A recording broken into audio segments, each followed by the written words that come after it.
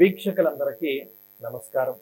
అందరికీ నూతన ఆంగ్ల సంవత్సర శుభాకాంక్షలు.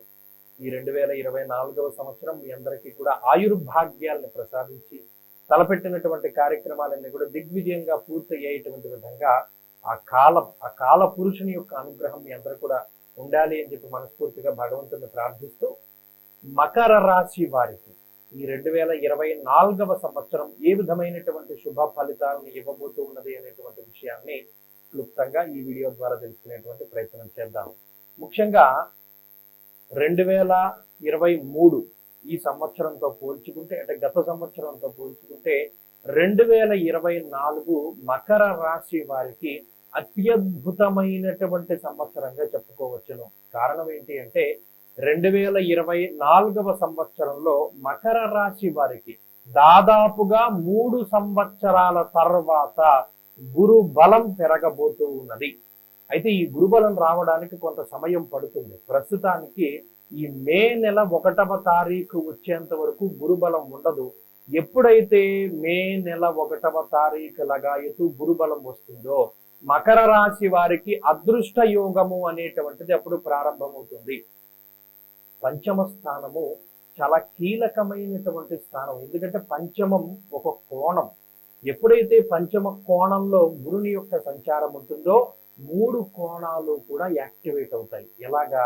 పంచమం నుండి పంచమం భాగ్యస్థానమందు గురుని యొక్క దృష్టి, అలాగే పంచమాత్ భాగ్యం అనగా మకర రాశి మీద గురువు యొక్క దృష్టి పడేటువంటి రోజులు ప్రారంభమవుతాయి. అది ఒక గొప్ప శుభ పరిణామంగా చెప్పవచ్చును. ఎప్పుడైతే త్రికోణాలలో ఒక కోణంలోకి గురుడు వచ్చారో 3 కోణాలు యాక్టివేట్ అవుతాయి. మరి 3 కోణాల వల్ల ఏముంటండి శుభ ఫలితం? లక్ష్మీ స్థానం త్రికోణం చ విష్ణు స్థానం చ కేంద్రకం. విష్ణు స్థానాలు కేంద్ర స్థానాలు, వాటికి స్థితి అంటే ఉద్యోగము, వ్యాపారము, చదువు, స్థితికి సంబంధించినటువంటి అభివృద్ధి.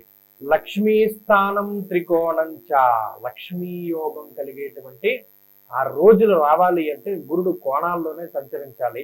మరి అది దాదాపుగా 3.5 సంవత్సరాల తర్వాత గురుబలం ప్లస్ 5 సంవత్సరాల తర్వాత గురుని యొక్క కోణ స్థితి.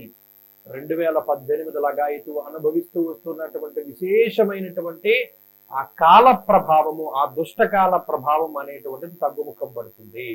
మకర రాశి వారికి ఆనందదాయకమైనటువంటి, ఆరోగ్యమైనటువంటి, అలాగే యోగదాయకమైనటువంటి సమయం ప్రారంభమవుతుంది అనడంలో ఏమాత్రం అతిశయోక్తి లేదు. మరి అదేంటంటే ఏలినాటి శని ప్రభావం ఉంది కదండి అంటే, దీర్ఘ సంచార గ్రహాల్లో అసలు ఒక గ్రహం అనుకూలిస్తే చాలు.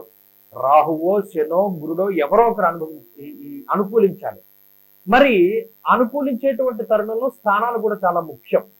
మరి అటువంటి కోణంలో గురుడు ఉండడం మరి ఏం ఫలితం అంటే, మీరు శుభం శుభం శుభం అంటున్నారు. ఏ రకంగా శుభం అండి అంటే, యజన కీర్తి గృహ కాంచన పుత్ర వస్త్ర అశ్వాధికారకో గురు అర్ధలాభం తదైశ్వర్యం స్వకర్మ రతిహర్షితం. నేను చెప్పినటువంటి మాటలు కాదు ఇవి. మరి ఎవరు చెప్పారు? ఋషులు చెప్పారు. ఏమన్నారు? అర్ధలాభం తదైశ్వర్యం స్వకర్మ రతిహర్షితం. అర్థం అంటే డబ్బు, అర్థం అంటే స్త్రీ. అంటే ఎవరికైనా మకర రాశి వారికి ఏలినాటి శని వల్ల వివాహాలు జరగకపోయినా, వివాహం జరిగి క్యాన్సిల్ అయిపోయి, విడాకులైపోయి ఇబ్బందులు పడుతూ ఉన్న వారందరికీ తిరిగి ఒక చక్కటి యోగ్యమైనటువంటి వైవాహిక జీవితాన్ని ప్రసాదించేటువంటి స్థితిలో గురువు యొక్క సంచారం ఉంటుంది. తదైశ్వర్యము, సంతతి కలగడానికి, చాలా కాలంగా సంతానం లేక ఇబ్బంది పడుతూ ఉండేటువంటి వారికి సంతాన ప్రదాతగా గురుగ్రహం అనుకూలతను ఇస్తారు. అలాగే వ్యాపార లాభము, ఉద్యోగాభివృద్ధి. అసలు చాలా కాలం అయిపోయింది ఉద్యోగం వచ్చి, ఎంతకాలమో ప్రయత్నం చేస్తూ ఉన్నాను, నాకు ఉద్యోగం ఎప్పుడు వస్తుందా భగవంతుడా అనుకునేటువంటి వారికి ఒక చక్కటి యోగ్యమైనటువంటి స్థిరమైనటువంటి ఉద్యోగం లభించేటువంటి పరిస్థితికి గురుడు కారణమవుతారు.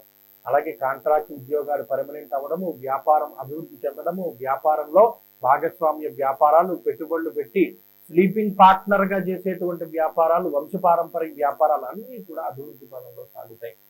ధనం ఎన్ని రకాలుగా రావాలో అన్ని రకాలుగా ధనం చేతికి అందుతుంది. గతంలో మీ డబ్బు తీసుకుని మిమ్మల్ని మోసం చేసి వెళ్ళిపోయిన వాడు సడన్ గా మళ్ళా డబ్బు తిరిగి వెనక్కి ఇవ్వడం, నష్టపోయినటువంటి ధనం మరలా తిరిగి సంపాదించుకోవడం, ఇలా అనేక రకాలుగా ధనం చేతికి అందుతుంది. ధనం ఉంటే ఐశ్వర్యం పెరుగుతుంది. మిమ్మల్ని నమ్ముకుని జీవనాన్ని సాగిస్తూ ఉన్నటువంటి వారందరూ అభివృద్ధి పదంలో ఉంటారు. సంతానం అభివృద్ధి పదంలో ఉంటుంది. అలాగే ఒక గృహం, ఇల్లు కొనుక్కోవాలి, లేదా స్థలం కొనుక్కోవాలి, వాహనం కొనుక్కోవాలి అనేటువంటి వారందరికీ కూడా ఆ కోరికలు ఈప్సితార్థములు నెరవేరేటువంటి పరిస్థితికి గురుగ్రహం కారణమవుతారు.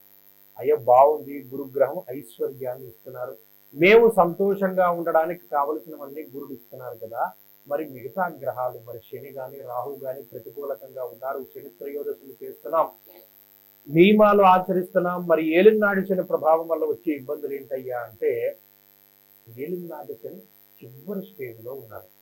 ఈ సంవత్సరం తర్వాత 2025 అంటే వచ్చే సంవత్సరం మార్చి పూర్తయి ఏప్రిల్ 1 వస్తే అసలు మీకు ఏలినాడు శని ఉండదు, వెళ్ళిపోతుంది. అందులోని ఈ సంవత్సరంలో శనికి కూడా వక్రగతి కనబడుతూ ఉన్నది. శనేశ్వరుడు కూడా వక్రించి సంచారం చేస్తారు జూన్ నెల దగ్గర నుండే పొందడం.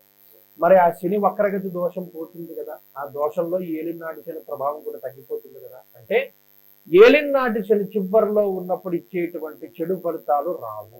సదా క్లేశం వృధా వైరం సతతం కార్యనాశనం సంచార స్వజన ద్వేషం పాప చింతా ధనే శనవు గోచారంలో స్పష్టంగా చెప్పారు. అయితే రెండులో శని ఉన్నప్పుడు ఏంటయ్యా అంటే ఎక్కువ మాట పట్టింపులు, ఎక్కువ అనవసరమైనటువంటి తగువులు, ఎక్కువ అనుమానాలు, అవమానాలు, ఇవే ఎక్కువ ఇబ్బంది పెడతాయి. కాబట్టి వాటి నుండి కొంత దూరంగా ఉండేటువంటి విధంగా గురుడు అనుకూలతను ఇస్తూ ఉన్నారు. కాబట్టి వక్రగతిలో శని జూన్ నుండి నవంబర్ వరకు ఉంటున్నారు కాబట్టి ఆ దోషం అక్కడితో పోతుంది.